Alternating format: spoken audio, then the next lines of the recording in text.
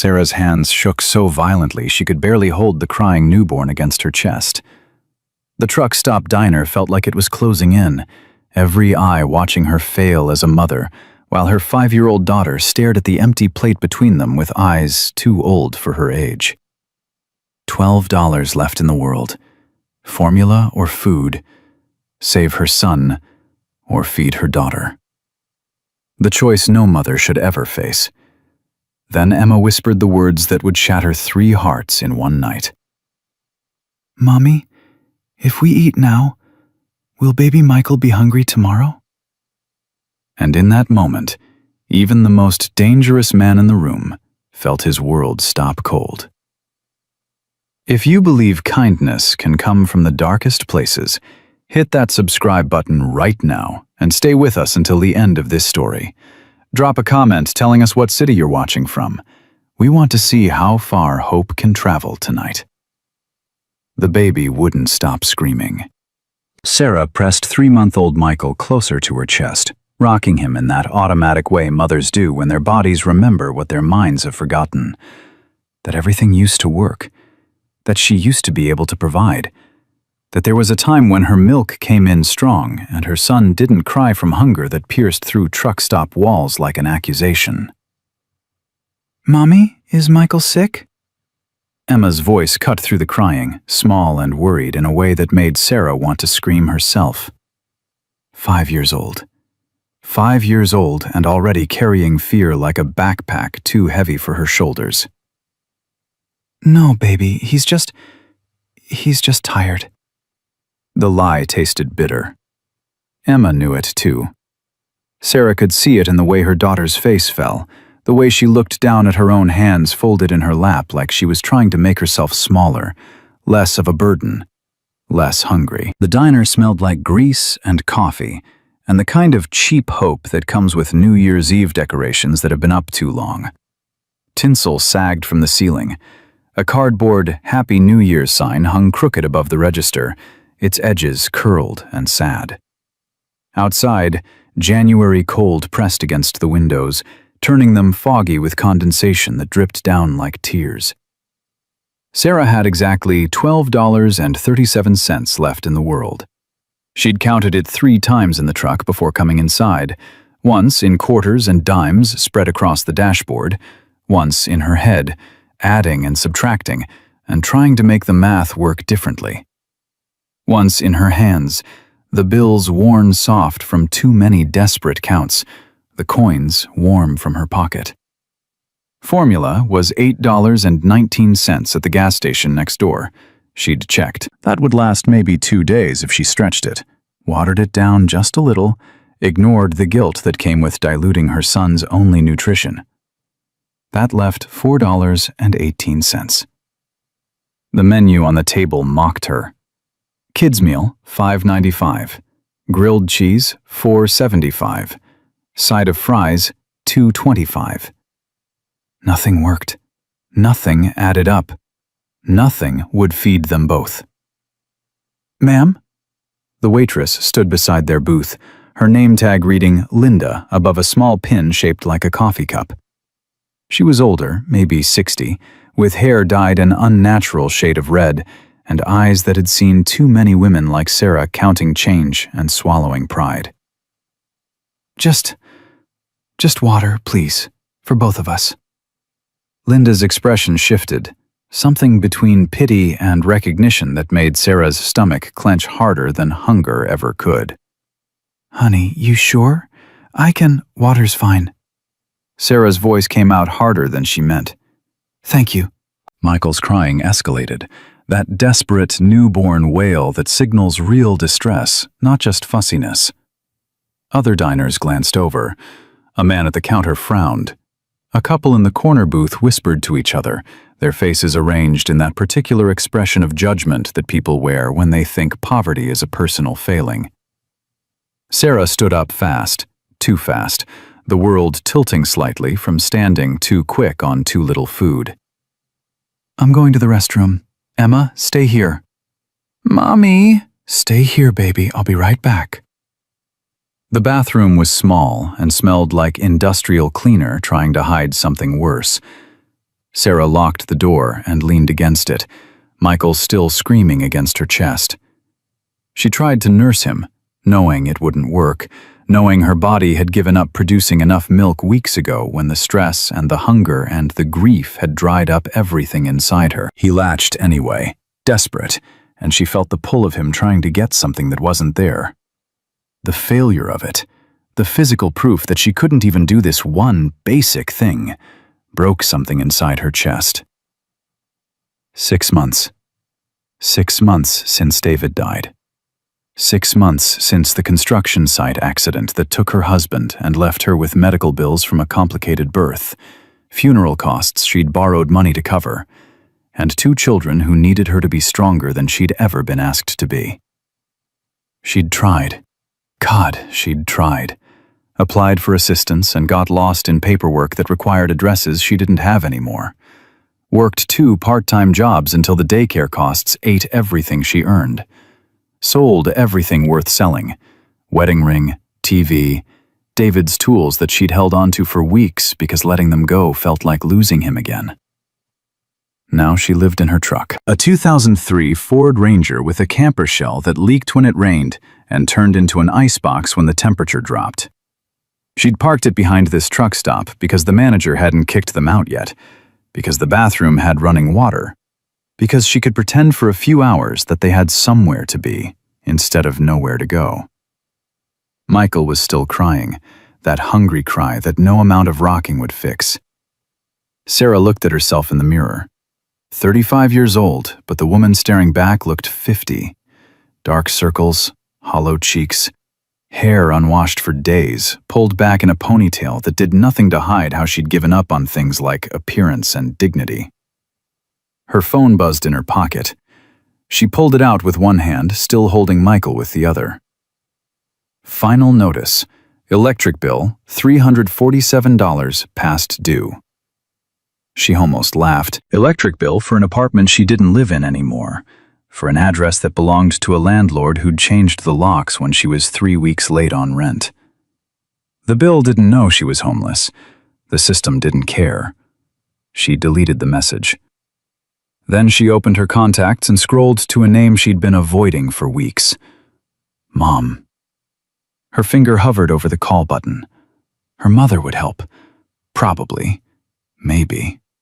If Sarah was willing to hear "I told you so" and "you should have married someone stable" and "David was always reckless" and every other piece of advice that came 6 months too late to matter. She couldn't do it. Not tonight. Not with her son screaming and her pride already shredded and the weight of her failure pressing down so hard she could barely breathe. Sarah put the phone away. She looked down at Michael, his face red from crying, his tiny fists clenched in that way newborns have of demanding a world that makes sense, a world where mothers can feed their children and promises mean something. "I'm sorry," she whispered to him. "I'm so sorry, baby." She thought about calling child services. The thought had been circling for days now, getting louder, more insistent. They would take the kids somewhere safe, somewhere with food and heat and people who could actually provide. Emma and Michael deserved better than a mother who couldn't even afford formula. The thought made her physically sick, but it wouldn't leave. Maybe that was love. Maybe real love was knowing when to let go. She wiped her face, straightened her shoulders, and walked back out to the table. Emma was drawing on a napkin with a crayon Linda must have given her. She looked up when Sarah approached, and the hope in her face, the pure, uncomplicated trust that Mommy would fix everything, nearly destroyed what was left of Sarah's composure. "Is Michael better?" He's okay, sweetie." Sarah sat down. Michael had exhausted himself into hiccuping sobs, that aftermath of crying that's somehow worse than the crying itself. She held him against her shoulder, patting his back, going through motions that felt increasingly pointless. Linda came by again, setting down 2 glasses of water without being asked. "Honey, I know it's not my place, but you're right." Sarah kept her voice level, polite. "It's not your place." Linda's face tightened, but she nodded and walked away. Emma took a sip of water, trying to make it last, trying to pretend it was filling. She'd gotten so good at pretending lately. Pretending she wasn't hungry. Pretending the truck was a fun adventure. Pretty digging Daddy was just away at work instead of buried in a cemetery plot Sarah couldn't afford to visit. Mommy, can I tell you something? Of course, baby. Jenny at daycare, before we had to stop going, she said poor people don't deserve nice things. Emma's voice got quieter. Are we poor people? The question landed like a physical blow. Sarah opened her mouth, but nothing came out. What was she supposed to say? That they weren't poor, they were just temporarily struggling? That things would get better soon? That this was all part of some plan she couldn't see yet? All lies. Emma deserved better than lies. We're going through a hard time right now, Sarah finally said. But that doesn't mean we don't deserve nice things. It doesn't mean we're worth less than anyone else. Do you understand? Emma nodded, but her face said she didn't. Not really. How could she? She was 5 years old and living in a truck and drinking water for dinner on New Year's Eve. The door chimed and cold air rushed in. Sarah felt it before she saw it. That shift in atmosphere that happens when danger walks into a room. Conversations didn't stop exactly, but they changed texture, became more careful, more aware. 3 men entered, then 4 more, then 3 more after that. Leather vests, tattoos covering arms like sleeves of stories written in ink and regret. Boots that hit the floor with deliberate weight. Hair long or shaved, beards thick and untrimmed, eyes that had seen things and done things and carried knowledge that sat heavy in their expressions. Hellsangels. The patches on their vests made it clear. The way they moved made it clearer. This wasn't a costume or an affectation. This was identity, lifestyle, family, threat. Sarah's heart started racing. David had told her stories. He'd worked construction with guys who'd been in clubs, guys who'd gotten out, guys who'd warned him that bikers weren't the friendly rebels movies made them out to be. They were dangerous, territorial, unpredictable. Don't make eye contact, he'd said once. Don't engage. Just stay invisible. Sarah looked down at her water glass, at Emma's napkin drawing, at anything except the men filling the diner with their presence. They took up the large booth in the back corner, spreading out, laughing too loud, calling for Linda with voices that expected immediate service. Emma was staring. "Don't look at them," Sarah whispered. "But Mommy, that man has a big beard like Santa." "Emma, don't look." Michael started fussing again, that pre-crying sound that meant they had maybe 30 seconds before another meltdown. Sarah rocked him, whispering nonsense comfort words that did nothing, checking the time on her phone even though it didn't matter, even though they had nowhere to be and no reason to leave except the crushing weight of staying. 11:47 p.m. 13 minutes until a new year that would probably be exactly like the old one. "Ma'am?" A different voice this time, younger, male. Sarah looked up. The diner's manager stood beside their table, Bill, according to his name tag. Mid-50s, balding, with the kind of face that had probably been friendly once, but had been hardened by years of dealing with difficult customers and tight margins. "I'm going to need you to order something or move along. We're getting busy." Sarah glanced around. The diner was half empty, except for the bikers. We ordered water." "Water's not a meal. This ain't a waiting room." His voice wasn't cruel, just tired and inflexible. "You want to sit, you need to buy food." Heat rushed to Sarah's face. Shame, anger, humiliation all mixing together until she couldn't tell which was which. We're just resting for a few minutes. We'll leave soon. Leave now or order. Those are your options. Emma's hand found Sarah's under the table, small fingers squeezing tight. She knew. Even at 5, she knew this was bad, knew they were being kicked out, knew her mother was failing again. Please, Sarah heard herself say, hating the word even as it left her mouth. It's cold outside, and my baby— Not my problem. You want charity? There's a church 3 blocks down. They do meals on Wednesdays. It's Tuesday. Then I guess you'll have to wait. Bill pulled out his order pad with exaggerated patience. So what's it gonna be? Food or leaving? Sarah's vision blurred with tears she refused to let fall. $12.37. Formula or food? Michael or Emma? There was no right answer. We'll take— Her voice cracked. She cleared her throat. Tried again.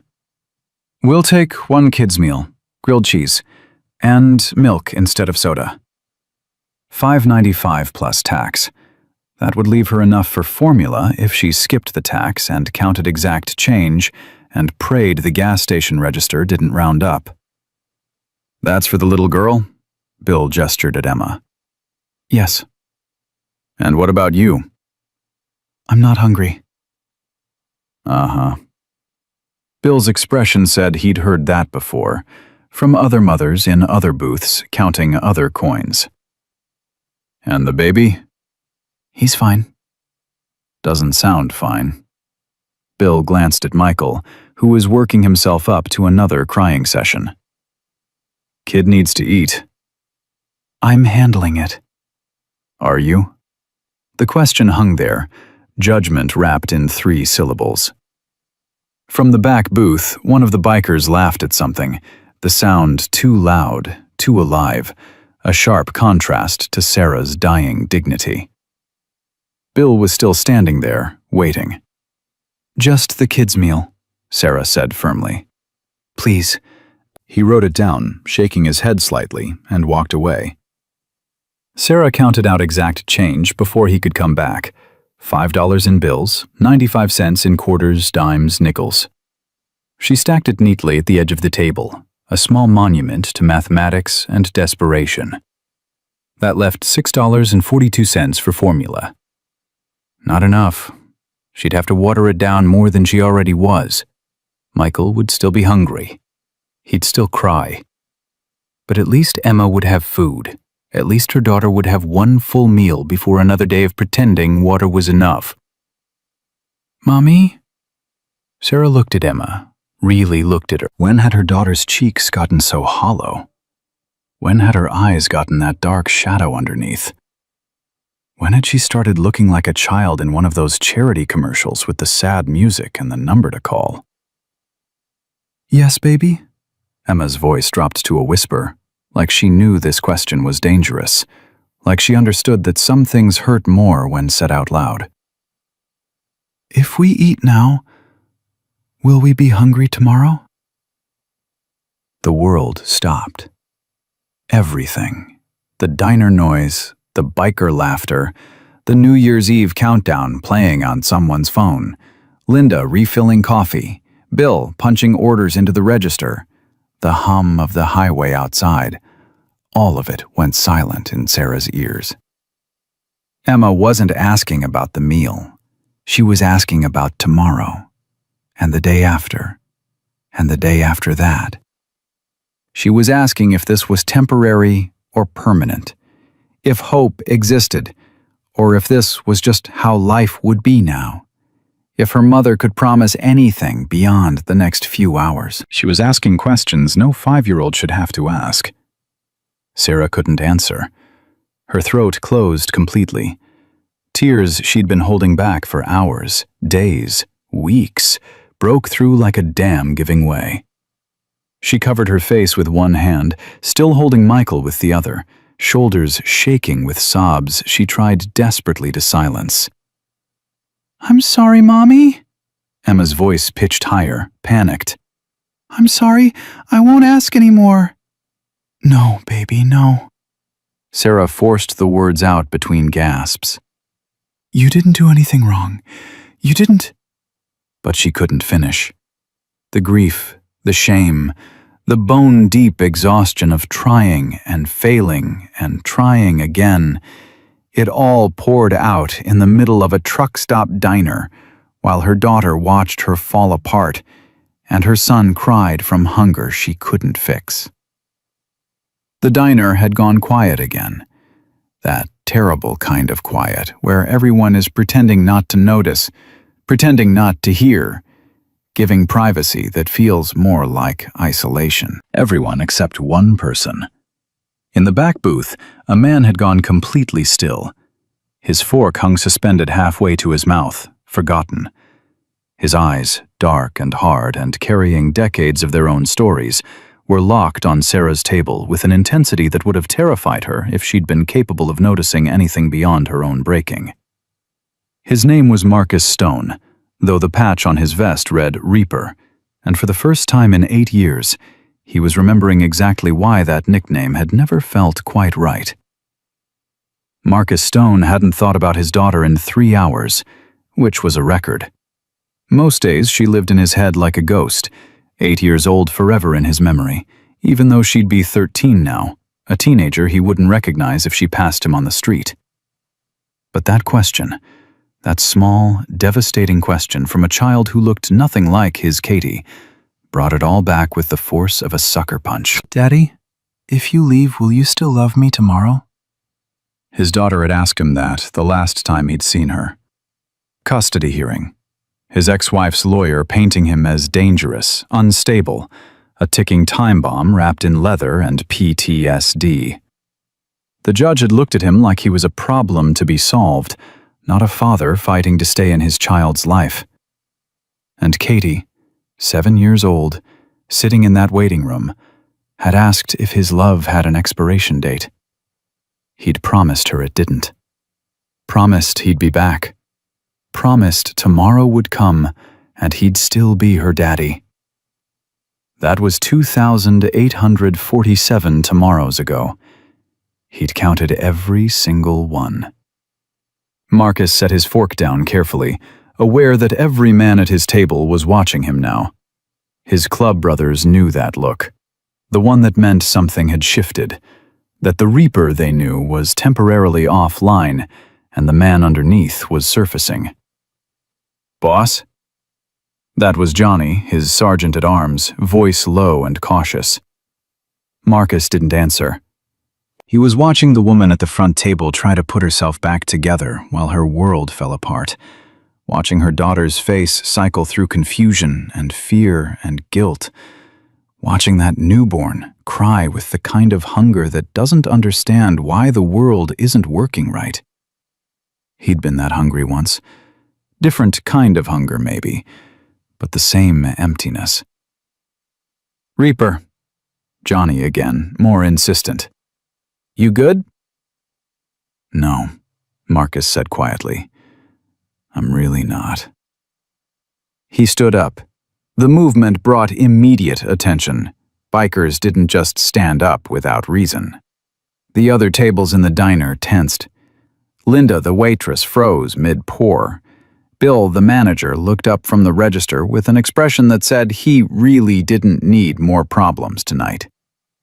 Marcus walked toward the front table. Each step felt heavier than the last, like he was walking through water, through time, through every bad decision that had led him to this moment, where a stranger's pain felt like his own failure reflected back at him. Sarah didn't notice him at first. She was too focused on trying to breathe through her tears, trying to comfort Emma, who was now crying too, trying to hold Michael steady, even though her arms were shaking. Emma saw him first. Her eyes went wide.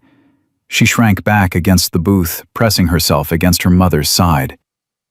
Marcus stopped a few feet away, suddenly aware of what he must look like to this child. 6'2" of scarred leather and bad intentions. Beard more gray than black now. Tattoos covering both arms, some military, some club, some from nights he didn't remember making permanent. The reaper patch on his back, skull with a scythe, the image that had given him his road name. He probably looked like... Marcus glanced at Emma, who was staring at him with the same mixture of terror and curiosity kids get around things they've been told are dangerous. But I'm making it my business anyway. Look, I don't want any trouble. Neither do I. Marcus pulled out the chair across from them, the one Emma wasn't sitting in, and lowered himself into it slowly. Sarah's whole body went rigid. I just want to buy your daughter dinner. Both your kids, actually. Maybe get the baby some formula. The word formula made Sarah's face crumble again, just for a second, before she rebuilt it. I can't accept that. Why not? Because I don't know you. Because you're... She stopped herself, but they both knew what she'd been about to say. Scary? Marcus offered. Dangerous? Not the kind of person you want around your children? I didn't say that. You didn't have to. He leaned back, trying to make himself smaller, less threatening. Impossible at his size, but he tried. Look, I get it. You see the vest, the patches. You think Hell's Angel means hell on earth. And sometimes you're right. But not tonight. Why? Sarah's voice came out harder than he expected.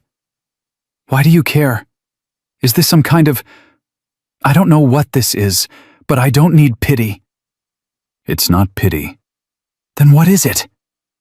Marcus looked at Emma, really looked at her. 5 years old, with worry lines starting to form. Too thin, too aware, too much like Katie had been before he'd lost her. It's a second chance, he said quietly. For me, not you. Sarah frowned, confused. I don't understand. You don't need to. Marcus pulled out his wallet, old and worn, held together more by habit than leather at this point. Linda! The waitress appeared so fast she must have been hovering nearby, waiting to see if this interaction would turn violent or weird, or both. Yeah, Reaper? Bring them a real meal, whatever they want, and call over to the gas station, have them send over some formula. The good stuff, not the store brand. Diapers, too, whatever size the baby needs. Linda's eyes widened. Reaper, that's gonna be... I know what it's gonna be. Put it on my tab. You don't have a tab. Then start one. He pulled out 3 20s and set them on the table. This should cover it. If it doesn't, come find me. Sarah was shaking her head before he finished. No, I can't. Yes, you can. You don't understand. I understand more than you think. Marcus felt the familiar tightness in his chest, the one that came with memories he usually kept locked down. I had a daughter. Have a daughter. Katie. I lost custody 8 years ago. PTSD from Iraq, anger issues, the whole veteran disaster package. The judge decided I was too dangerous to be a father. Sarah went very still. Last time I saw her, Marcus continued, the words coming out before he could stop them. She asked me if I'd still love her tomorrow. I said yes. I meant it, but I haven't seen her since, so maybe she stopped believing in tomorrow. Or maybe she just stopped believing in me. The diner had gone quiet again, but this was different. People were listening now, not avoiding. Your daughter asked a different question, Marcus said, looking at Emma. But it's the same fear. Will tomorrow come? Will we still be okay? But I'm trying to do a good thing right now. Does that make sense? Emma thought about this with the seriousness only children can bring to moral questions. My daddy said bikers are mean. Your daddy was probably right about some of us. But not you? Not tonight, little darling. Not tonight. Sarah was crying again, but differently now. Not the desperate sobs from before, but something quieter, more confused, like she didn't know whether to be grateful or terrified, or both. Why? She asked again. Why are you doing this?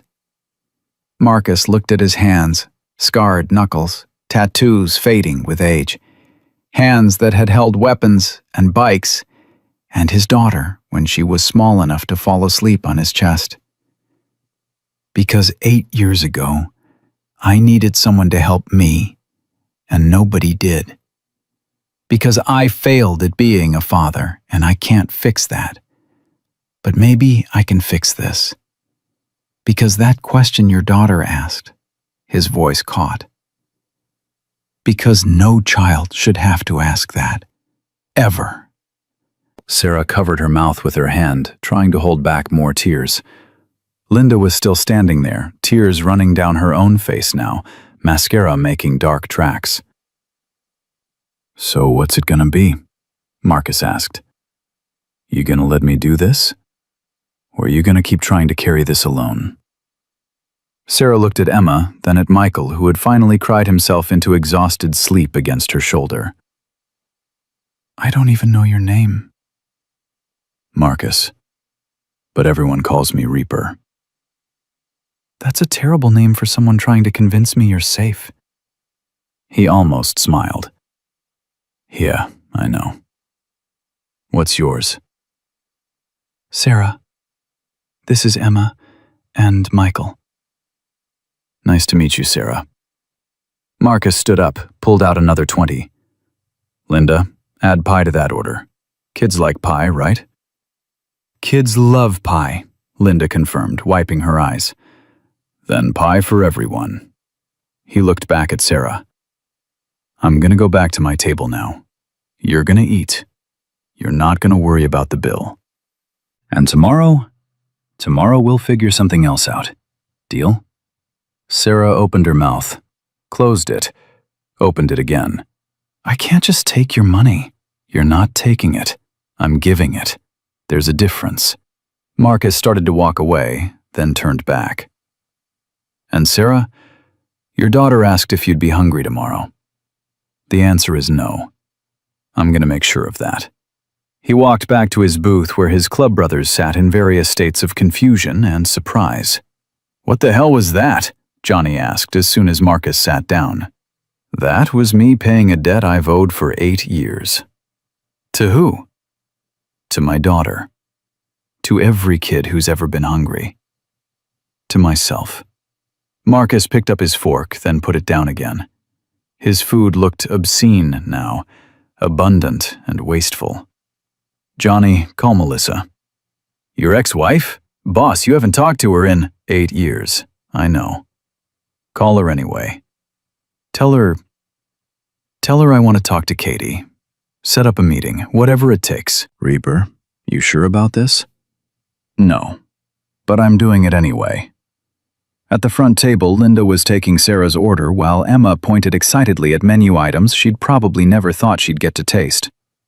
Sarah was still crying quietly, but she was also ordering food, accepting help, letting herself be saved, even though Marcus could see how much it cost her pride. Michael woke up and started fussing again, that pre-cry sound of a hungry baby. Marcus stood up again. Where you going now? Johnny sounded exasperated. Gas station's taking too long. I'll get the formula myself. He walked out into the January cold without his jacket, barely feeling it. The gas station was just across the parking lot. He grabbed formula, the expensive kind, the one that said closest to breast milk on the label, and diapers, and, on impulse, a stuffed animal. A small rabbit, soft and white and innocent. The cashier rang it up. $43. Marcus paid with cash and walked back across the parking lot, his breath making clouds in the freezing air. When he walked back into the diner, Sarah was eating. Actually eating, not just pushing food around. Emma had ketchup on her face and was talking animatedly about something that made her mother smile, really smile, for the first time probably all night. Marcus walked to their table and set the formula and supplies down without a word. Sarah looked up at him, and her eyes were so full of gratitude and confusion and fear and hope that he had to look away.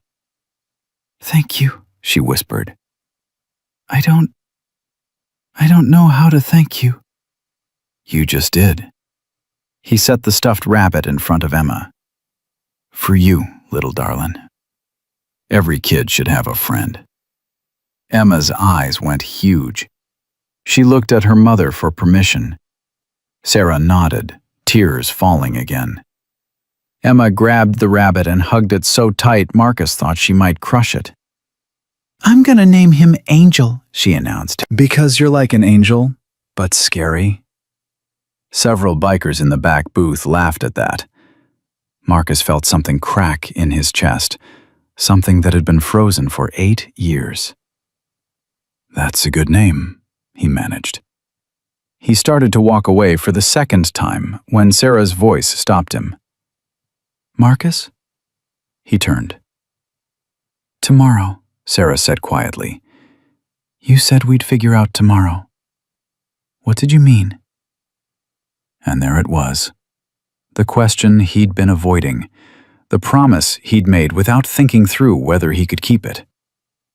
"I meant, I'm not letting you go back to sleeping in your truck," Marcus said. "I meant I know people who can help with jobs, housing, childcare. I meant I've got resources and connections and a whole motorcycle club full of men who've been where you are." "Why would they help me?" "Because I'm asking them to. And because most of us remember what it's like to be hungry and desperate and one bad day from giving up completely." From the back booth, Johnny called out, "Boss is right. We've got your back, ma'am." Other voices joined in, gruff and loud and surprisingly sincere. Sarah looked overwhelmed, like she'd stumbled into some alternate reality where bikers were guardian angels and strangers kept promises. "I don't understand any of this," she said. "You don't have to understand it. You just have to accept it." Marcus pulled out his phone. "What's your number? I'm gonna call you tomorrow. Make sure you and the kids are okay. Then we're gonna figure out next steps." Sarah recited her number in a daze. Marcus saved it under Sarah tomorrow. "Get some rest," he told her. "Real rest, not truck rest." "Linda, you got any motel recommendations nearby?"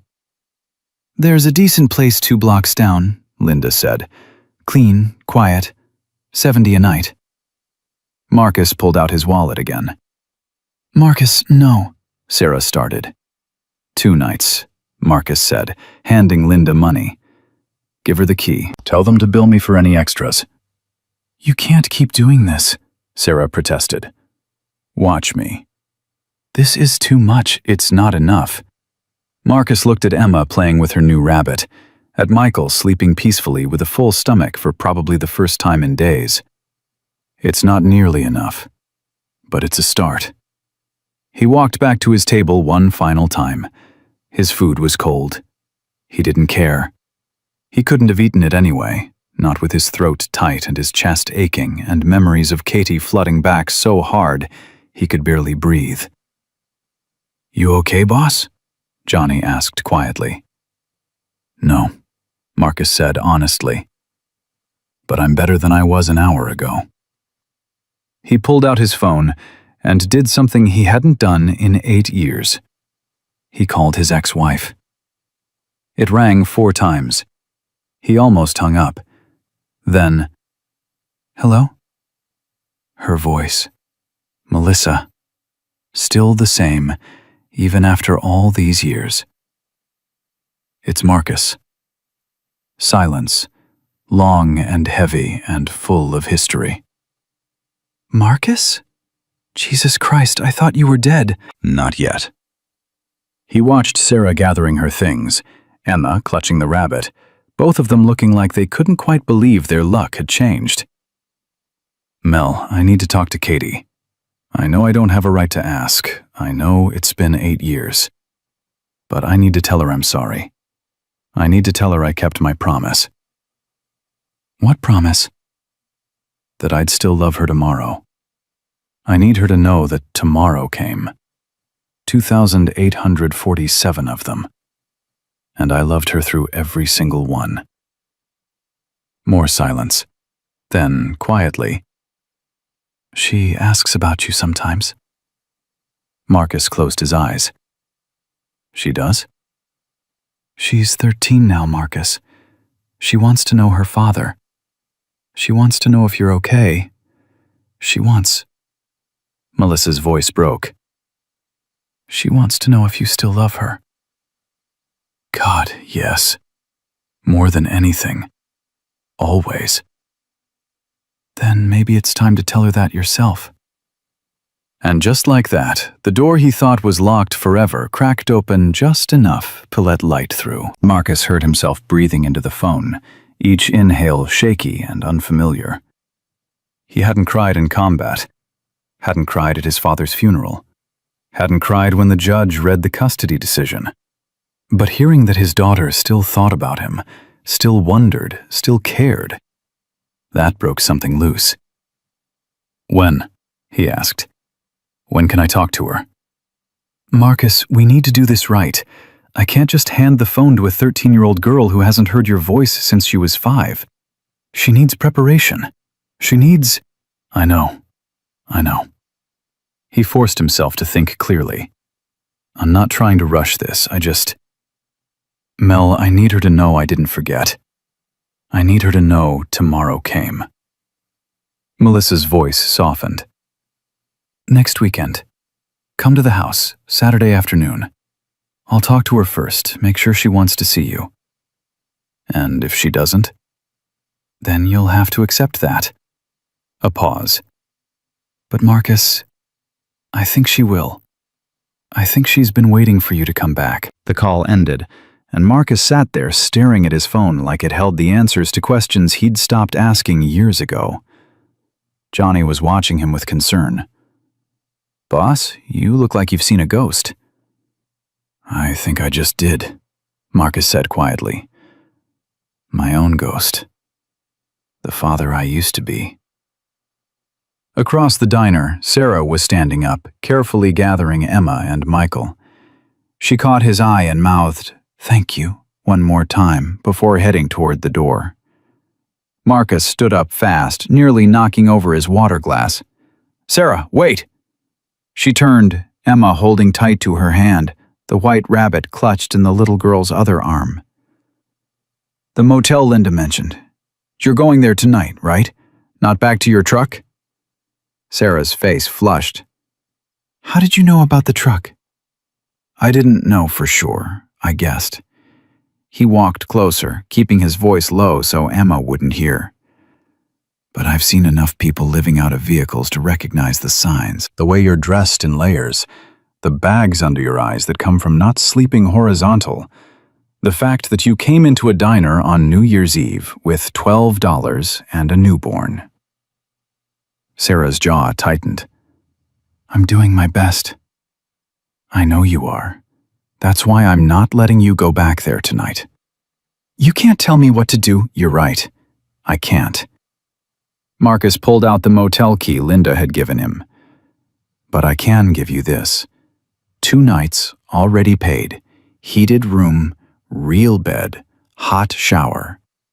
You can say no if you want, but then you're refusing help your kids need, not just you." It was a low blow, and he knew it.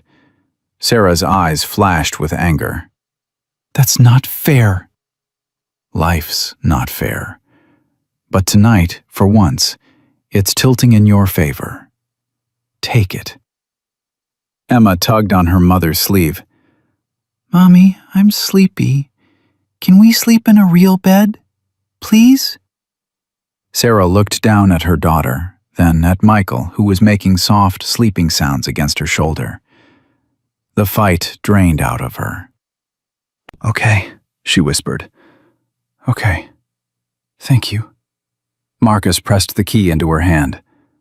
"I'll call you tomorrow. We'll talk about next steps." "I don't understand why you're doing this." "You will, eventually."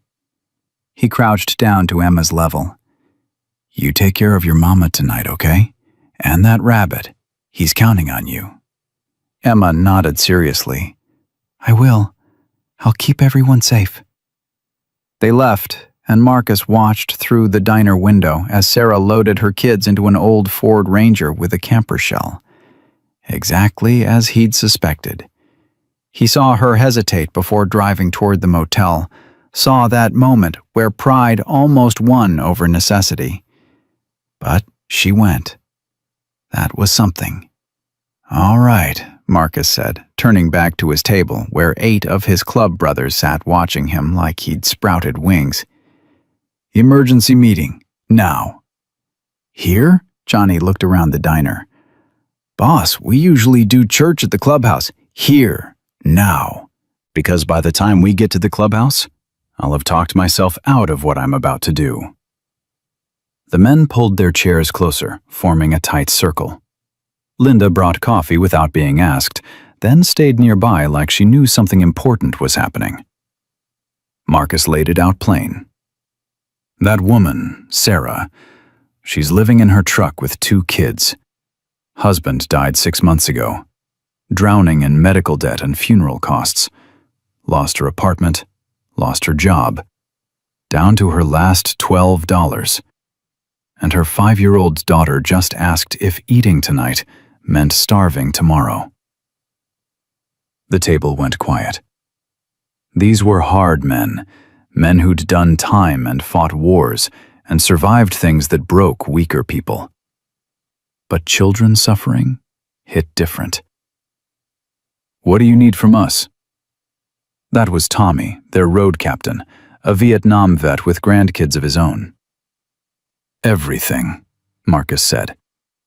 I need Rico to talk to his landlord about that vacant unit above the garage. I need Danny to ask his wife if she's still hiring at the daycare. I need someone with construction contacts to find this woman real work, not under-the-table nonsense that disappears when she needs it most. And I need all of us to dig deep tonight, because formula and diapers aren't one-time purchases. You're asking us to adopt a stranger, Johnny said, but there was no judgment in his voice, just clarification. I'm asking us to be who we tell ourselves we are, when we're drinking at the clubhouse and talking about brotherhood and loyalty. I'm asking us to prove that those words mean something beyond the club. Rico spoke up. My landlord's my uncle. The unit's been empty for 3 months. I can get her in there by next week. First month free if I explain the situation. I'll talk to Maria about the daycare, Danny added. She's always looking for good people to help with the kids. If Sarah's desperate enough to live in her truck for her children, she'll work hard. Maria respects that. Tommy crushed out his cigarette. I've got a buddy who runs a commercial cleaning company. Not glamorous, but it's steady, pays decent, and they're always hiring. Night shifts might work if she's got childcare during the day. One by one, the men started offering solutions. Phone numbers, connections, resources that individually meant little, but collectively could rebuild a life. Marcus felt something shift in his chest. These men, these dangerous, tattooed, criminal-adjacent men, were proving what he'd always believed but rarely saw. That being broken doesn't mean you're useless. That survival sometimes requires accepting help. That family isn't always blood. We do this quiet, Marcus said firmly. No club colors, no making her feel like she owes us, no publicity, no social media heroes hip nonsense. We help because it's right, not because it makes us look good. Agreed, Johnny said, and the others nodded. Linda had been listening to everything. She wiped her eyes with her apron. You boys want to know something? Her voice cracked. 15 years ago, I was sleeping in my car. Lost my husband to cancer, lost my house to medical bills, lost everything. A trucker named Dale found me crying in this very parking lot. Bought me breakfast, got me an interview here, co-signed my apartment lease until I got on my feet. She pulled out a worn photograph from her apron pocket. This was Dale. died 5 years ago. Heart attack. But before he passed, he made me promise something. What's that? Marcus asked. He said, Linda, you pay it forward. You watch for the ones who are drowning, and you throw them a rope before they go under. Because somebody did that for you, and somebody probably did it for me, and that's how the world works when it's working right. She tucked the photo away. So whatever you boys are planning, you count me in. Sarah gets free meals here whenever she needs them, and I'll keep my eyes open for others who need throwing a rope. Marcus stood up and did something he'd never done before. He hugged Linda, this 60-something waitress with dyed red hair and a heart bigger than the Texas sky. Dale was a good man, he said. So are you, Reaper. You just forgot for a while. The bikers left the diner an hour later with a plan. A real plan, not just money thrown at a problem. Rico would handle housing.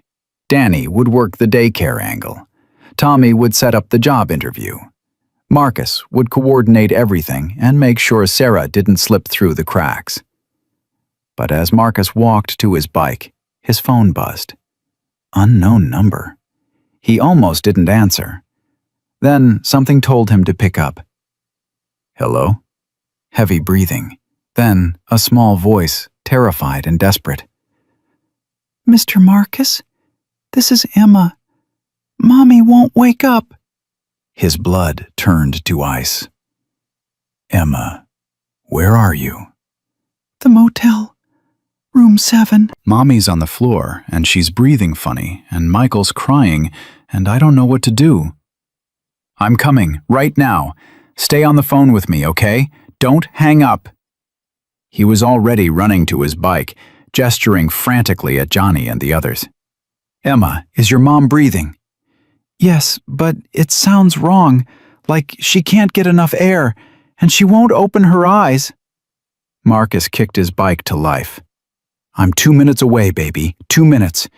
You're being so brave. Keep talking to me. I'm scared. I know. I'm scared too. But we're gonna help your mama, okay? Is the door unlocked? I don't know how to unlock it. That's okay. I'll figure it out. Just stay with your mom. Talk to her. Tell her help is coming. He covered the 2 blocks to the motel in less than 60 seconds, his club brothers right behind him. Room 7. He hammered on the door. Emma! It's Marcus! Step back from the door! One kick and the cheap motel lock gave way. The sight inside stopped his heart. Sarah was collapsed on the floor between the beds, her body curled on its side, breathing shallow and labored. Her face was gray. Her lips had a blue tinge. Emma stood in the corner clutching the white rabbit, tears streaming down her face. Michael was in his carrier on the bed, screaming. Marcus drops to his knees beside Sarah. Call 911, he shouted at Johnny, who was already dialing. He checked her pulse. Weak. Rapid. Her skin was clammy and cold. Sarah, can you hear me? No response. He looked at Emma. When did this happen? When did she fall? I don't know. I was playing with Angel, and then I heard a sound, and she was on the floor. Marcus's mind raced. The symptoms, the timing, the fact that she'd been starving herself for weeks while nursing a newborn. Did your mom eat dinner? The food I bought her? Emma shook her head, fresh tears falling. She gave it all to me. She said she wasn't hungry. Of course she did. Of course she gave every last bite to her daughter while she stayed empty.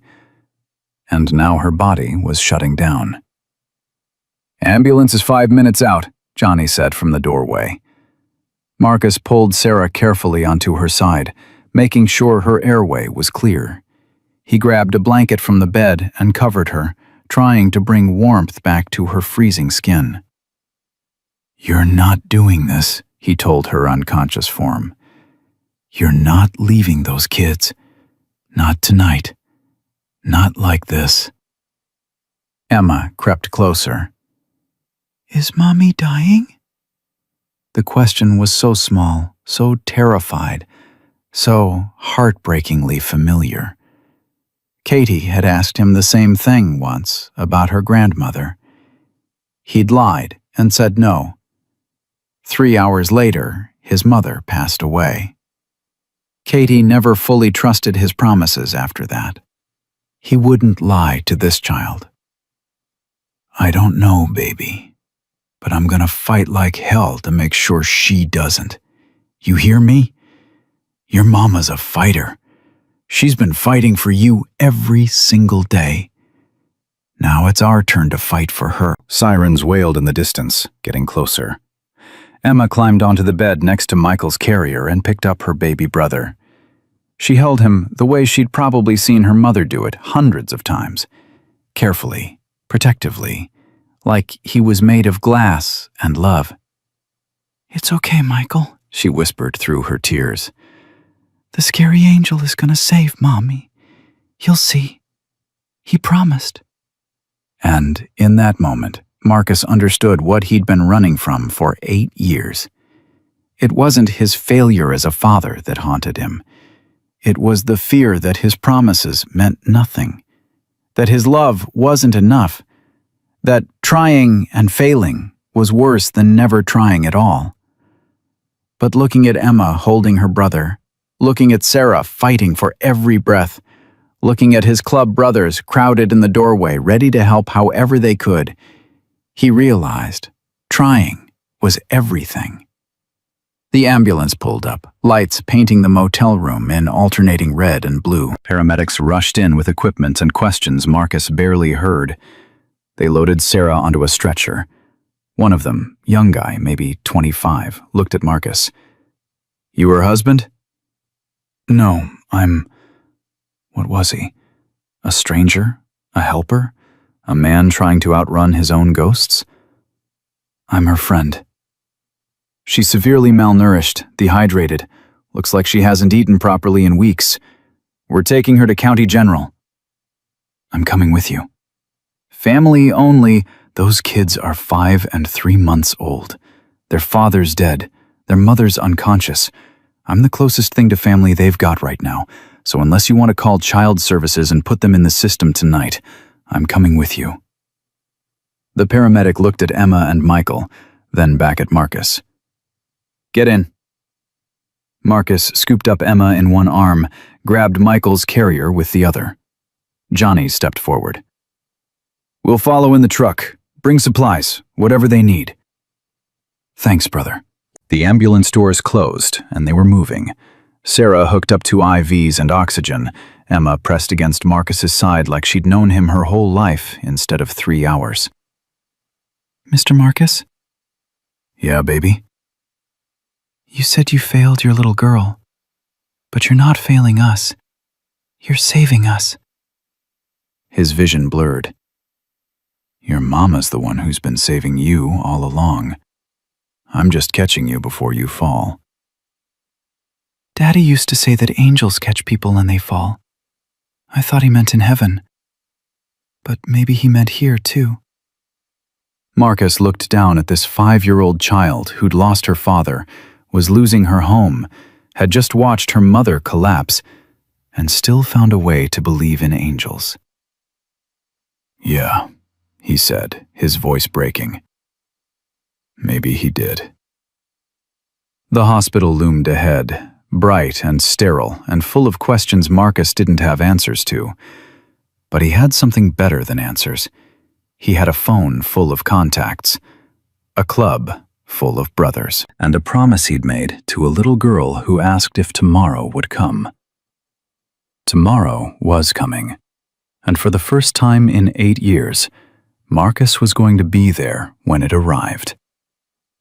The emergency room doors slid open with a mechanical hiss that sounded too clinical for the chaos inside Marcus's chest. Nurses swarmed the stretcher, voices clipping short medical terms he didn't understand. Sarah disappeared behind curtains and urgent hands, while Marcus stood frozen in the bright fluorescent hallway holding 2 children who weren't his. Sir, I need you to step back.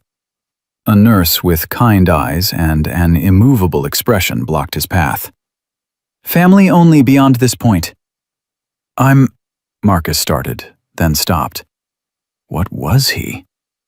These are her kids. I'm all they've got right now. Are you the father? No. Legal guardian? No. Then I'm sorry, but you'll need to wait in the lobby. We'll update you when we can. Emma's grip on his neck tightened. Don't leave us. The nurse's expression softened, but didn't change. Sir, please. Marcus wanted to argue, wanted to use his size and his voice and his club patch to intimidate his way through, but Emma was shaking against him, and Michael was starting to fuss, and everything his instincts told him to do would only make things worse. Fine. He turned toward the waiting area, each step feeling like retreat, like failure. The waiting room smelled like antiseptic and fear. Plastic chairs lined the walls, half of them occupied by people with their own emergencies, their own desperate waits. Marcus chose a corner where he could see the doors and sat down carefully, Emma still clinging to him, Michael's carrier balanced on his knee. Is Mommy gonna die? Emma whispered. No. You said you wouldn't lie to me. Marcus closed his eyes. This kid was too smart, too aware, too everything a 5-year-old shouldn't have to be. I don't think she's gonna die. The doctors here are good. They're gonna help her. But you don't know for sure. No, baby, I don't know for sure. I wish I did. Emma pulled back enough to look at his face. My daddy died in a hospital. Mommy said the doctors tried really hard, but sometimes trying isn't enough. The words hit Marcus like shrapnel. Your daddy was right about trying. It's all we can do. Try hard and hope harder. Do you pray? Not in a long time. Maybe you should start again. Emma's voice held that simple child logic that made complicated things sound obvious. Mommy says God listens better when lots of people ask. Marcus didn't believe in God, not after Iraq, not after losing Katie, not after watching good people suffer while bad ones prospered. But looking at this little girl who'd lost her father and was losing her mother and still believed prayers mattered, he couldn't say that out loud. Then you pray, he told her. And I'll try. Michael started crying, that hungry wail Marcus was learning to recognize. He checked his watch. Nearly 1 a.m. The baby needed formula, needed changing, needed things Marcus didn't have and didn't know how to get. His phone buzzed. Johnny. We're 10 minutes out. What do you need? Everything. Formula, diapers, maybe something for Emma to eat. She's scared and His voice cracked. I don't know what I'm doing, Johnny. Yeah, you do. You're keeping those kids safe until their mama can do it herself. That's what you're doing. The hospital won't let me back there. They're asking about family, about legal guardianship, if social services gets involved. They're not taking those kids. We won't let them. It's not up to us. Then we make it up to us. Johnny's voice hardened with determination. You hold down the fort. We're bringing reinforcements. The call ended, and Marcus sat there trying to figure out how to feed a 3-month-old baby with no supplies and no experience. Emma was watching him with those 2 old eyes. You don't know how to make a bottle, do you? No, baby, I don't. I can show you. Mommy taught me in case of emergencies. Her voice got smaller. She said emergencies happen, and I needed to know how to help. What kind of life had this child been living that her mother taught her emergency baby care at 5 years old? Emma climbed down from his lap and reached for Michael's carrier. First, you have to warm the water, not too hot. Then you add the powder and shake it. Not too hard or it gets bubbles, and that makes Michael's tummy hurt. She recited the instructions like a script she'd memorized, and Marcus felt something break inside him. This wasn't childhood. This was survival training. A woman approached them, mid-40s, official-looking, carrying a tablet and wearing an expression Marcus had learned to distrust on sight. "Excuse me, are you here with Sarah Mitchell?" "Yes." "I'm Jennifer Parrish, social worker. I need to ask you some questions about the children." Marcus's stomach dropped. "They're fine. They're with me." "And you are?" "A friend." "How long have you known Ms. Mitchell?" Marcus glanced at Emma, who'd gone very still. "A few hours." Jennifer's expression shifted. "I see. And you have 2 minor children in your care that you've known for a few hours. Do you understand how that looks?" "I understand their mother collapsed and they needed someone. I was there." "Can you verify your relationship to these children?" "I already told you." "Any family member we can contact? Father? Grandparents?" "Father's dead. Mother, Sarah's mother. I don't have contact information." "Then I'm going to need to place these children in protective custody until we can verify." "No." Emma's voice was small but firm. She pressed herself against Marcus's leg. "We're staying with Mr. Marcus. He's our angel." Jennifer crouched down to Emma's level. "Sweetie, I know this is scary, but we need to make sure you're safe." "We are safe.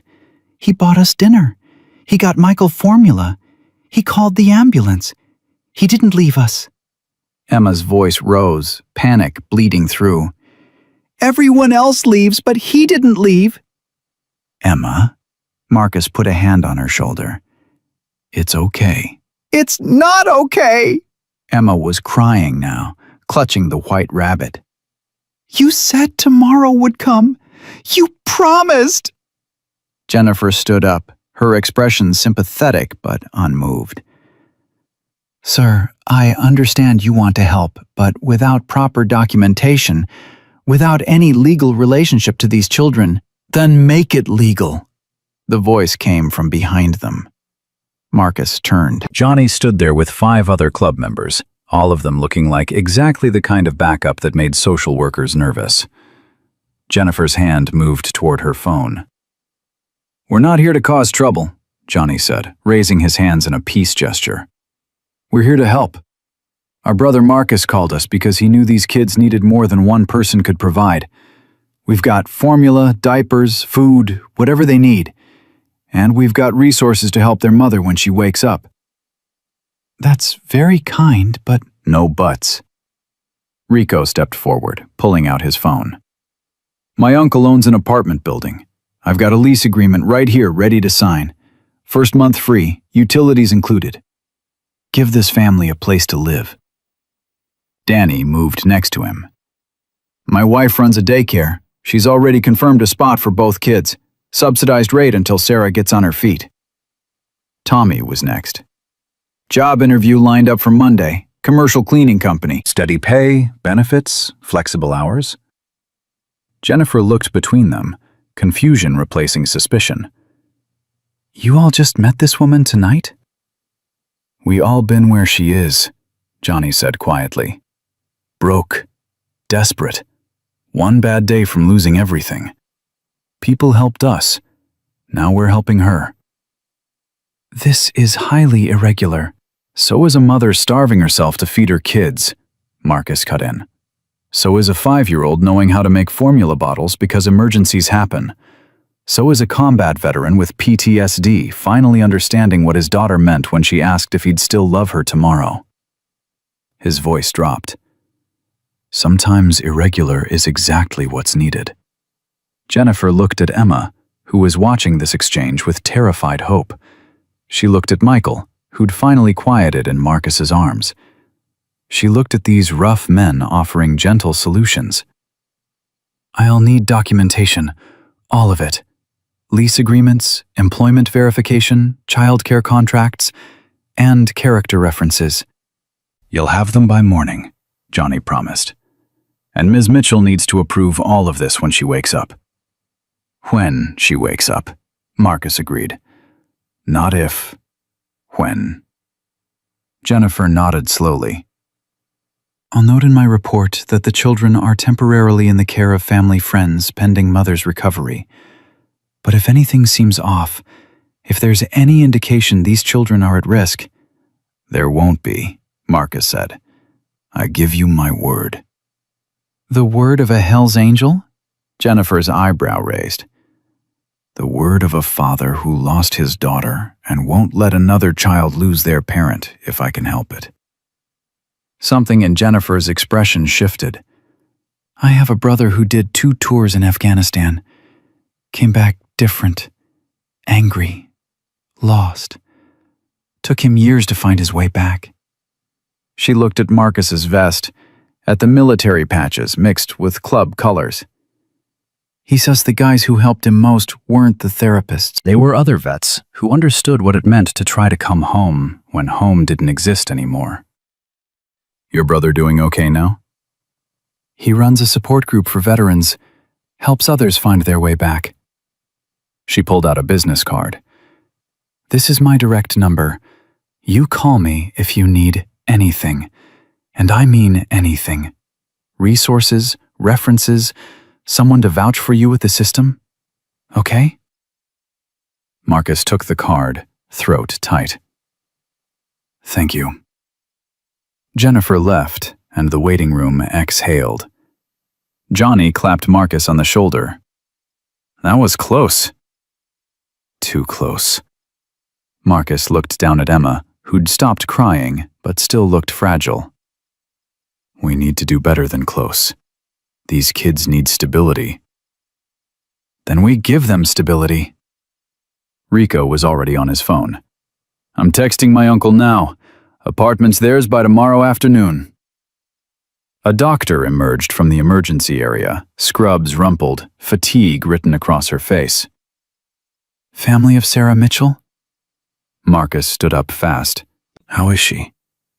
Are you her husband? No, but I'm all these kids have right now, so please, just tell me. The doctor looked at Emma and Michael, then back at Marcus. She's stable. Severe malnutrition, dehydration, anemia. Her body was shutting down. Another day or 2 and we'd be having a different conversation. Marcus felt his knees weaken. Can I see her? She's unconscious. We've got her on IV fluids and nutrients. She needs rest and monitoring. When will she wake up? Hard to say. Could be hours, could be longer. Her body's been running on empty for so long, it needs time to remember how to function properly. Will she be okay? The doctor's expression softened. Physically, yes, with proper nutrition and rest. But sir, this level of self-neglect doesn't happen overnight. She's been starving herself for weeks, maybe months. That speaks to something deeper than just financial hardship. She was feeding her kids instead of herself. I understand that. But she's no good to them dead. The doctor glanced at Emma again, lowering her voice. She needs psychiatric evaluation, depression screening. We're looking at someone who potentially has a death wish, even if she doesn't consciously recognize it. The words hit Marcus like a freight train because he recognized them. He'd been there. After losing Katie, after the nightmares got worse, after the PTSD made him someone he didn't recognize. There'd been nights when not waking up seemed easier than facing another day. What does she need? He asked. Time, medical supervision, nutrition, counseling. The doctor paused. And people who won't let her disappear into herself. People who'll fight for her, even when she's forgotten how to fight for herself. She's got that now. Good. Because those kids need their mother. And from what I've seen tonight, she needs them too. The doctor pulled out her prescription pad. I'm admitting her for observation. 72 hours minimum. When she wakes up, we'll do a full psychiatric evaluation before discharge. Insurance might fight it, but I'll pay, Marcus said. Whatever insurance doesn't cover, I'll cover it. Sir, hospital bills. I don't care. Whatever it costs, send me the bill. The doctor studied him for a long moment. You really care about this woman. I care about those kids having a mother. I care about keeping promises. I care about... He stopped, swallowed hard. I care about being the person I needed when I was drowning and nobody threw me a rope. Then make sure you're taking care of yourself, too. Can't save someone else if you're going under yourself. She left, and Marcus sank back into the plastic chair, Emma immediately climbing into his lap. "Mommy's gonna be okay?" she whispered. "Yeah, baby. Mommy's gonna be okay." "Can we see her?" "Not yet. She's sleeping. The doctors are helping her get strong again." "Because she gave me all the food and didn't eat?" Marcus's heart cracked. "Yeah." "That's my fault." "No." He turned her to face him. "Listen to me, Emma. This is not your fault. Your mama made choices because she loves you. That's what parents do. But sometimes parents forget they have to take care of themselves too, so they can keep taking care of their kids." "Like on airplanes? The mask thing?" "Exactly like that." Emma nodded, processing. Then, quietly, "Are you gonna be my daddy now?"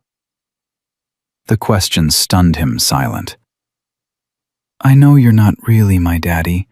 My real daddy's dead. But you're taking care of us like a daddy would. So, are you gonna be our pretend daddy until Mommy's better?" Marcus didn't trust his voice to answer. He just nodded. "Okay." Emma settled against his chest. "That's good. Michael needs a daddy. He's too little to remember our real one." His phone rang. Unknown number again. He almost ignored it, then something made him answer. "Hello? Dad?" Time stopped. Katie, his daughter. The voice he hadn't heard in 8 years, now deeper, older, belonging to a teenager instead of a little girl. "Katie?" His voice broke completely. "Mom said you called. She said you want to see me." "Yes. God, yes. More than anything." Silence. Then, "Why now? Why not before?" "Because I was scared. Because I thought you were better off without me. Because I believed the lie that loving you from a distance was the same as being your father." "It's not the same." "I know. I'm sorry, Katie. I'm so sorry." More silence. He could hear her breathing, could imagine her standing somewhere safe and warm while he sat in a hospital holding someone else's children, trying to be the father he'd failed to be for his own daughter. "I'm scared too," Katie finally said. "I'm scared you'll leave again. I'm scared you'll promise to stay and then disappear. I'm scared..." Her voice cracked. "I'm scared I'll love you again and you'll break my heart again." "I know. I'm scared of the same things. But Katie, I'm here now. I'm trying, He looked at Emma sleeping against him, at Michael who trusted him to keep them safe. "I'm learning that trying is everything, that showing up is everything, that tomorrow only matters if you're there when it comes." "Mom said you're helping some family. Strangers." "Yeah." "Why?" "Because a little girl asked her mama if eating today meant being hungry tomorrow. And I realized that's the same question you asked me 8 years ago, just different words." Katie was quiet for so long, Marcus thought she'd hung up. "I want to see you," she finally whispered. "But I'm scared." Me too, baby. Me too. Saturday, like Mom said? I'll be there. I promise. Don't break this promise, Dad. Please. I don't think I could handle it if you break this one. I won't. I'm done breaking promises. The call ended, and Marcus sat there with tears running down his face, not bothering to hide them. Johnny had been standing nearby, heard everything. You okay, boss? No. But I'm getting there. Dawn was starting to break outside the hospital windows. New Year's Day, January 1st. The symbolic fresh start everyone talked about, but rarely achieved. Marcus looked at Emma and Michael, at his club brothers waiting for orders, at the hospital where Sarah fought her way back to consciousness. Tomorrow had come, and for the first time in 8 years, he was exactly where he needed to be. Sarah opened her eyes to white ceiling tiles and the steady beep of machines she didn't remember being connected to. Her mouth tasted like cotton and failure. Her body felt heavy, disconnected, like it belonged to someone else. You're awake. She turned her head slowly. Marcus sat in the chair beside her bed, Emma asleep in his lap, Michael's carrier on the floor beside him. He looked exhausted, his eyes red-rimmed, his leather vest rumpled. My kids, her voice came out as a croak. They're fine. They're right here. They've been here the whole time. Memory flooded back. The motel, the floor, the way her vision had narrowed to a pinpoint before everything went dark. The last thing she remembered was Emma's voice, small and terrified, calling for her. I collapsed. Yeah. In front of Emma. Yeah. Shame burned through her chest, hotter than any fever. She called you. She did. Smart kid. Brave kid. Marcus shifted Emma slightly in his arms. She knew how to make bottles. Said you taught her for emergencies.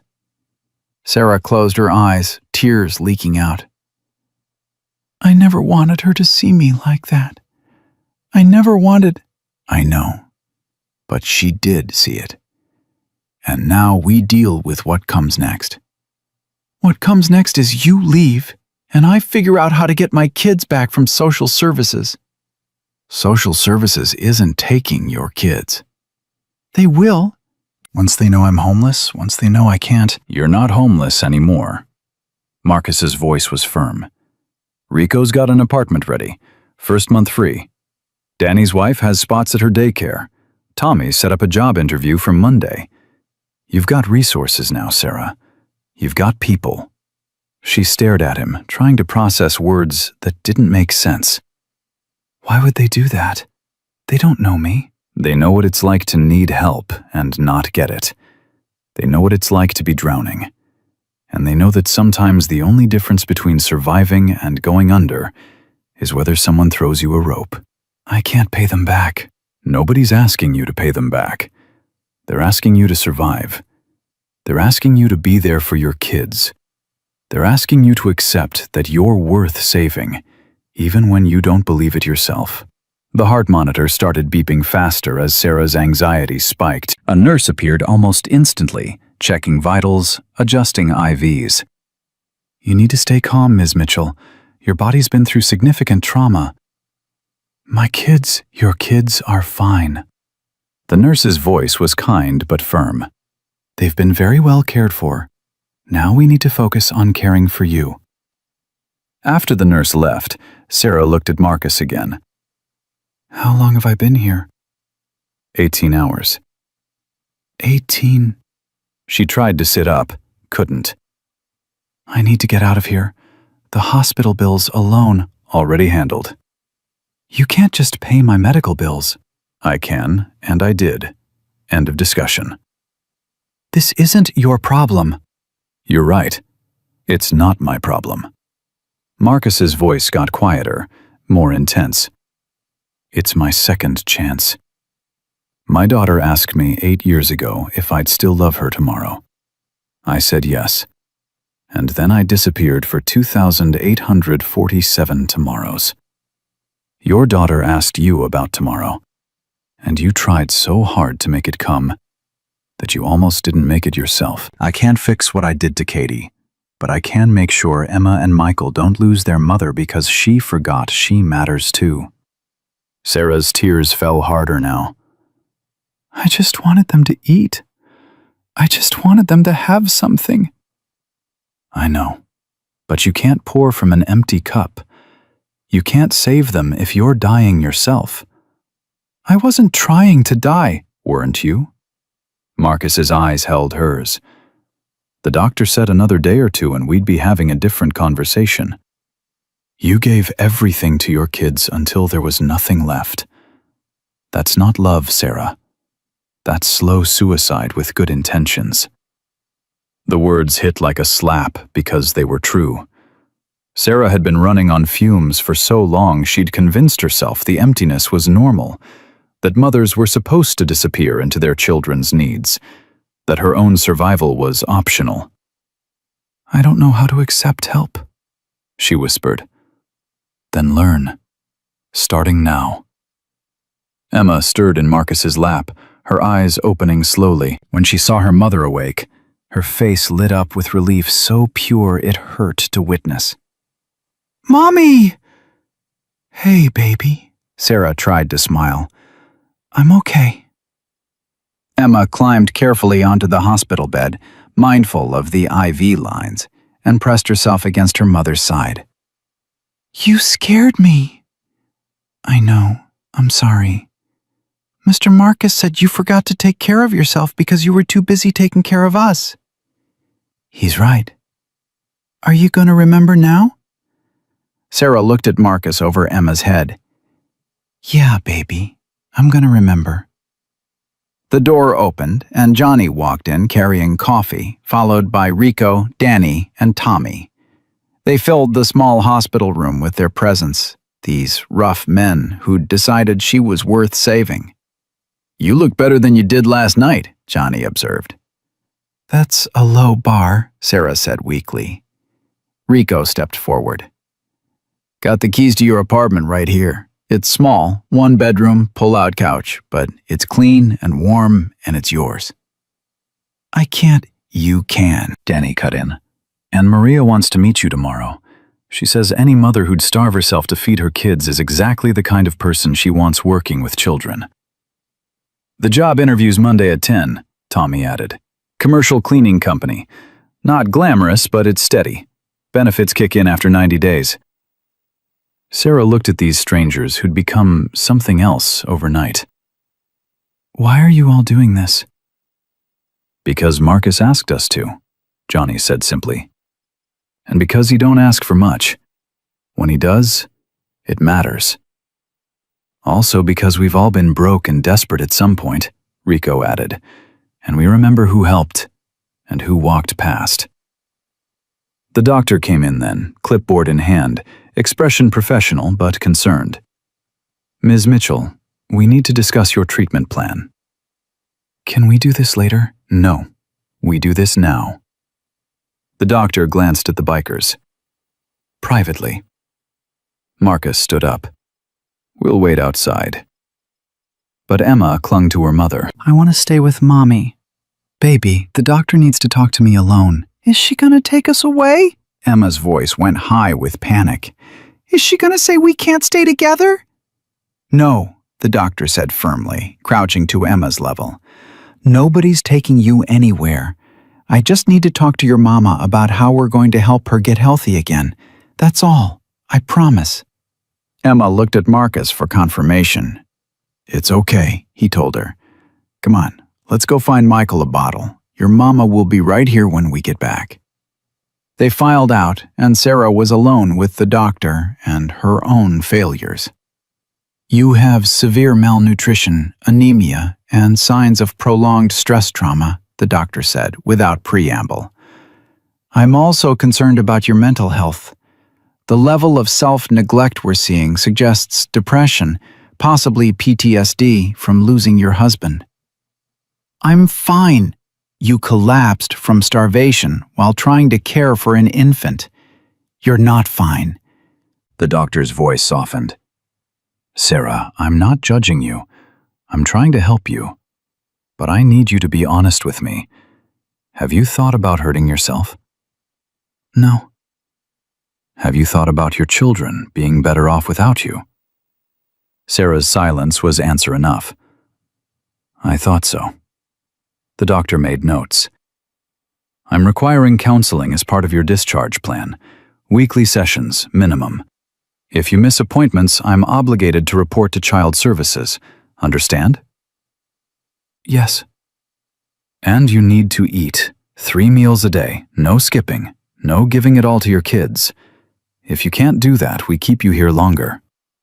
I'll eat. Promise me. I promise. The doctor studied her. Those people outside, are they trustworthy? I think so. I don't really know them. They spent all night here making phone calls, arranging housing, setting up job interviews.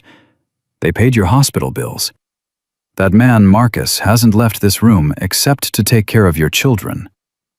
She paused. In my experience, people don't do that for strangers unless they're either saints or stalkers. Which do you think they are?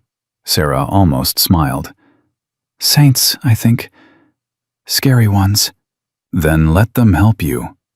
Because the alternative is your children watching you slowly die from trying to be everything they need. And that's not love, Sarah. That's trauma in progress. The words settled heavy and true. Sarah nodded, crying again, because breaking down seemed to be all she did lately. When the doctor left, the bikers came back in. Marcus handed her a cup of water. The doctor talked to you about counseling? Yeah. You gonna go? Do I have a choice? You always have a choice. But some choices are smarter than others. Sarah drank the water, buying time. I don't know how to do this. Accept help, I mean. I've been alone for so long. Then it's time to learn you're not alone anymore. 3 days later, Sarah stood in her new apartment holding Michael while Emma ran from room to room shouting about having her own space. It wasn't much: 1 bedroom, small kitchen, bathroom that had seen better days.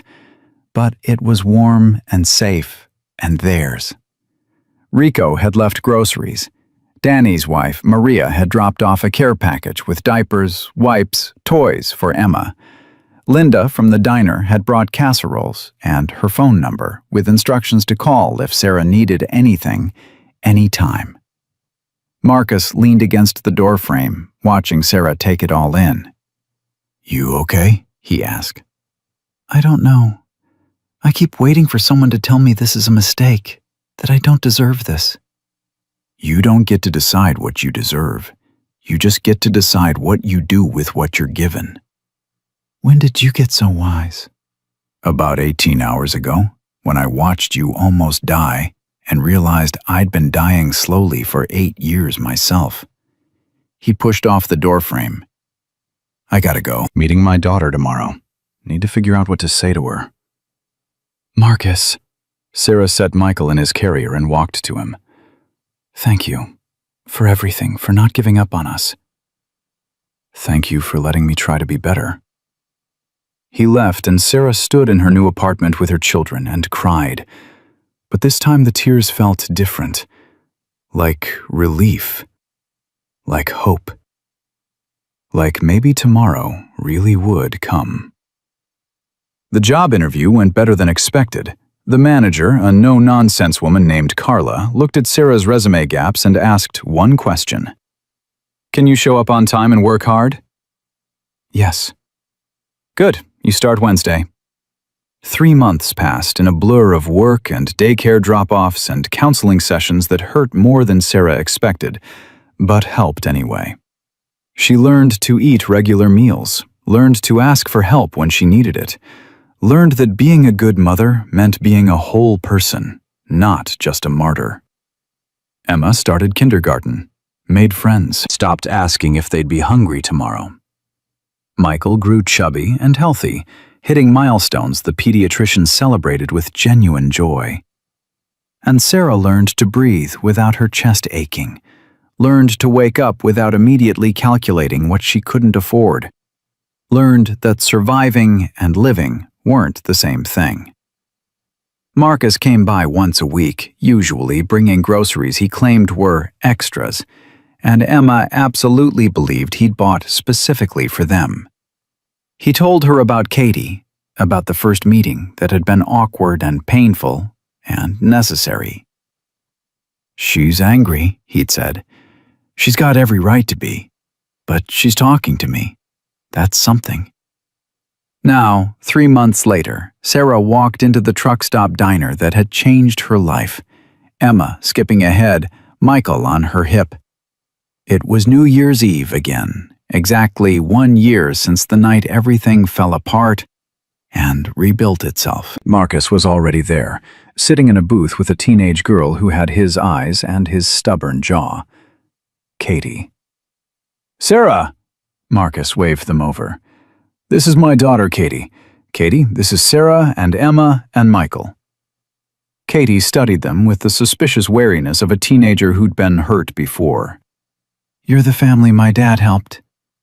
He saved us, Emma said matter-of-factly. We were hungry and scared, and he bought us dinner and got Mommy to the hospital and gave us a home. He's our angel.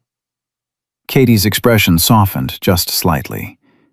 He told me about you, about your question. Which question? If you ate today, would you be hungry tomorrow? Oh, Emma thought about this. I don't ask that anymore.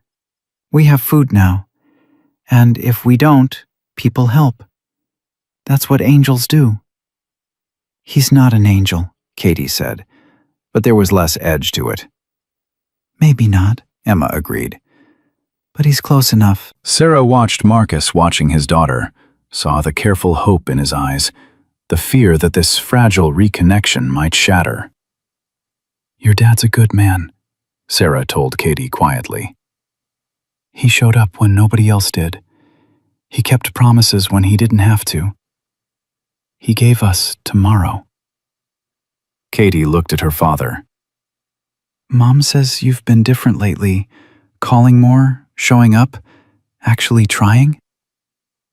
I am trying, Marcus said. I know that doesn't make up for 8 years, but it's all I've got. It's a start, Katie said carefully. Then to Emma. You really think he's an angel? A scary angel, the best kind. Because he scares away bad things and helps with good things. Katie almost smiled. That's actually pretty accurate. The diner door opened and a young woman walked in, probably mid-20s, carrying a toddler on one hip and holding another child's hand. Sarah recognized the look instantly. That desperate calculation, that exhausted fear, that hollow-eyed awareness that everything was falling apart. Emma saw it too. She tugged on her mother's sleeve. Mommy, that lady looks like how you looked. Before. Sarah's heart clenched. Yeah, baby, she does. The woman sat down at a table, ordered water for all of them, stared at the menu like it was written in a language she didn't understand. Sarah stood up. Where are you going? Marcus asked. Paying it forward. She walked to the woman's table, Emma following close behind. Excuse me, Sarah said gently. I don't mean to intrude, but are you okay? The woman's eyes filled with tears immediately. I'm fine. We're fine. I said that too, about a year ago, in this same diner, right before I collapsed from trying to be fine when I was anything but. The woman stared at her. My name's Sarah. This is Emma. We've been where you are. Let us help. I don't need... Emma stepped forward, holding out her white rabbit. This angel gave me this when I was scared. It helped. You can borrow it for your little girl if you want." The woman broke completely, and Sarah sat down beside her, wrapping an arm around someone else's shaking shoulders, whispering the same words Marcus had said to her a year ago. "You're not alone. You don't have to do this by yourself. Tomorrow's coming, and we're going to make sure you're here to see it." Marcus watched from across the diner, Katie beside him, as Sarah became the person who'd saved her by saving someone else. "Is this what you do now?" Katie asked quietly. "Help people?" "We all do. The whole club. We look for the ones drowning, and we throw them ropes." "Because someone threw you a rope?" "Because someone didn't. And I almost lost everything because of it. Including you." Marcus looked at his daughter. "I'm not going to waste the second chance I've been given, Katie. Not with that family. Not with you. Not with anyone." Katie was quiet for a moment. Then she reached across the table and took her father's hand. "Okay, Dad. Let's see if you can keep that promise." "I will. Every tomorrow that comes, I'll be there." Linda, the waitress, brought over plates of food, setting them in front of the struggling mother without being asked, winking at Marcus, who was already reaching for his wallet. Emma returned to their booth, leaving the rabbit with the other little girl, and climbed up beside Katie. "Do you know what I learned?" Emma asked the teenager. "What's that?" "That angels don't have to be perfect. They just have to show up. And they have to keep showing up, even when it's hard. That's what makes them angels." Katie looked at Marcus, really looked at him, and Sarah saw the moment something shifted. Not forgiveness yet, maybe not for a long time, but possibility.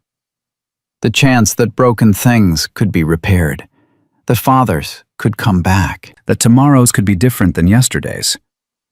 The diner filled with people as midnight approached, strangers counting down to a new year, to fresh starts and empty promises. But in one booth, a father and a daughter sat together after 8 years apart. At another table, a desperate mother accepted help from someone who understood. And throughout the room, a web of second chances and kept promises connected people who'd learned that kindness wasn't weakness, and accepting help wasn't failure. When midnight struck and everyone cheered, Emma whispered to her mother, "Did tomorrow come, Mommy?" Sarah held her daughter close, looked at Michael sleeping peacefully, met Marcus's eyes across the diner. "Yeah, baby. Tomorrow came, and it brought hope with it." Because sometimes the question that changes everything isn't about having all the answers. Sometimes it's about being brave enough to ask, vulnerable enough to hear, and human enough to respond. One question from a 5-year-old child had shattered a biker's armor and cracked open a mother's pride, and reminded everyone who witnessed it that we're all just one bad day away from needing someone to catch us when we fall. And the only thing that separates surviving from drowning is whether someone reaches out a hand and refuses to let go, even when, especially when, we insist we're fine. Marcus had learned that keeping promises to tomorrow meant showing up today. Sarah had learned that saving her children required saving herself first. Emma had learned that angels come in unexpected packages. Katie had learned that second chances don't erase the past, but they can rebuild the future. And every person in that diner, whether they knew it or not, had learned that one moment of compassion creates ripples that spread farther than anyone can see. The hellsangels rode out at 1 a.m., their engines rumbling into the new year. But Marcus stayed behind with his daughter, teaching her the most important lesson he'd ever learned. That tomorrow isn't a promise, it's a choice. And you have to choose it again every single day. One brave decision at a time, one kept promise at a time, One moment of showing up when it would be easier to disappear. And that is how one devastating question on New Year's Eve became the answer that saved multiple lives, healed old wounds, and proved that the scariest-looking angels sometimes have the softest hearts. And the true strength isn't about never falling down. It's about standing back up and then reaching back to help the next person climb out of the darkness into the light of a tomorrow that finally came.